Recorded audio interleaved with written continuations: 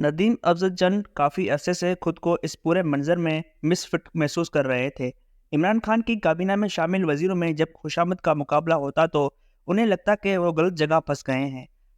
ہر سیاسی لیڈر اپنے ورکرز اور پارٹی رہنماؤں سے جن تین چیزوں کی توقع رکھتا ہے ان میں خوشامد، وفاداری اور قربانی شامل ہیں۔ چلیں وفاداری اور قربانی تک تو ٹھیک ہے، لیکن کون روز روز خوشامد کرے؟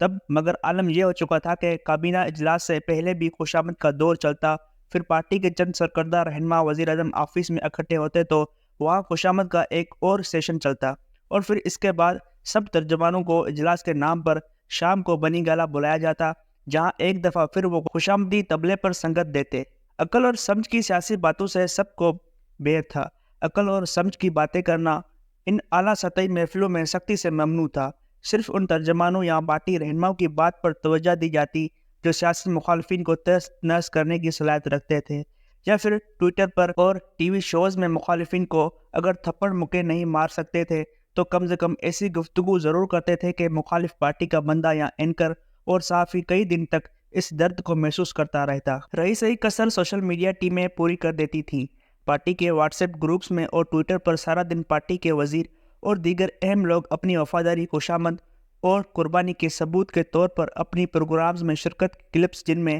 دوسروں کو رگڑا لگایا جاتا تھا شیئر کرتے اور داد پاتے تھے۔ دیگر لیڈرز جو شرم و حیا پر یقین رکھتے تھے وہ نہ صرف بیک بینچرز بن چکے تھے بلکہ پارٹی کے اہم معاملات میں ان کی رائے کو اہمیت نہیں دی جاتی تھی۔ ندیم افضل چند کے ساتھ دو تین مسائل تھے۔ ایک تو وہ پی ٹی آئی کے بانی اراکین میں شامل نہیں تھے، وہ پیپلز پارٹی سے آئے تھے، لہٰذا لوگ ان کو پی ٹی آئی جوائن کرنے کے باوجود پیپلز پارٹی کا حصہ سمجھتے تھے۔ پھر وہ پی ٹی آئی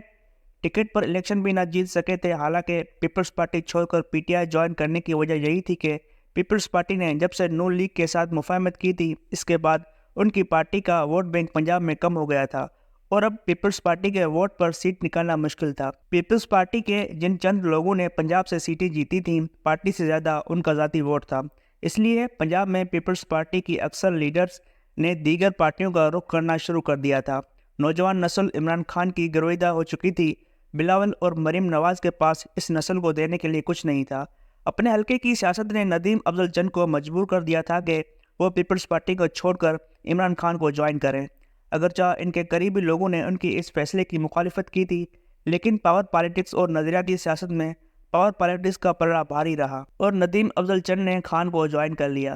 چند کو اس بات کا بھی احساس تھا کہ اب پیپلز پارٹی میں نظریات کی گنجائش نہیں رہی۔ اس کی قیادت کے نزدیک سیاست کا مطلب محض اقتدار تھا۔ اگر آپ قومی اسمبلی میں پہنچ جاتے ہیں تو آپ کی بات میں وزن پیدا ہو جاتا ہے اور لوگ آپ کو توجہ سے سنتے ہیں۔ اس کے مقابلے میں اگر آپ بڑے فلاسفر اور انقلابی ہیں لیکن اپنا حلقہ نہیں جیت سکتے تو پھر آپ کی بات کتنی ہی اہم اور کام کی ہو اس پر کوئی توجہ نہیں دے گا۔ چند صاحب کو بھی اس صورتحال کا سامنا تھا کہ وہ ایک سیاسی گھرانے سے تھے، ان کے والد صاحب کی علاقے میں بڑی عزت تھی،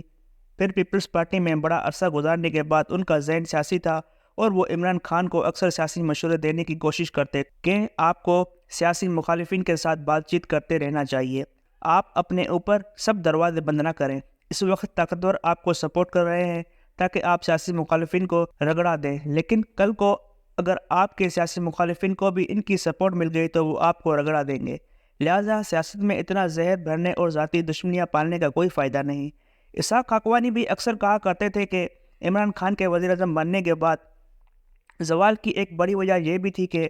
ان کے ارد گرد موجود لوگ حتیٰ کہ ان کے وزیر بھی سیاسی ذہن کے مالک نہ تھے۔ اسحاق خاقوانی کو یہ علم نہ تھا کہ ندیم افضل چند جیسے ایک دو سمجھدار لوگ اگر عمران خان کو سمجھا دے بھی تھے کہ وہ اتنے دور نہ جائیں جہاں وہ اکیلے رہ جائیں تو وہ ان کی بات نہیں سنتے تھے۔ اس نکار خانے میں ندیم افضل چند کی آواز کو کبھی سیریس نہیں لیا گیا۔ وجوہات وہی تھیں کہ ایک تو وہ خوشامدی نہ تھے، دوسرے ان کی وفاداری پر بھی شک تھا کہ وہ نئے پی پی سے آئے تھے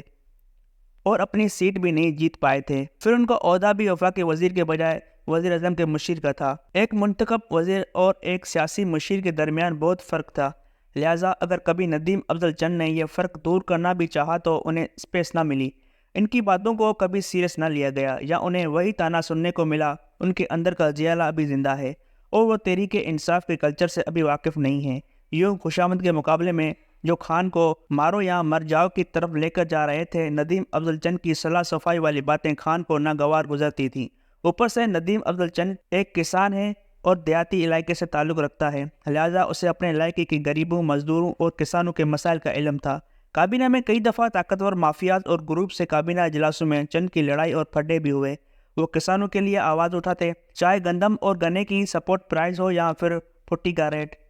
پھر ندیم افضل چند کی بیوروکریسی سے زیادہ نہ بن سکی، کیونکہ وہ ان کے ساتھ بھی کسانوں اور دیہاتیوں کے ایشوز پر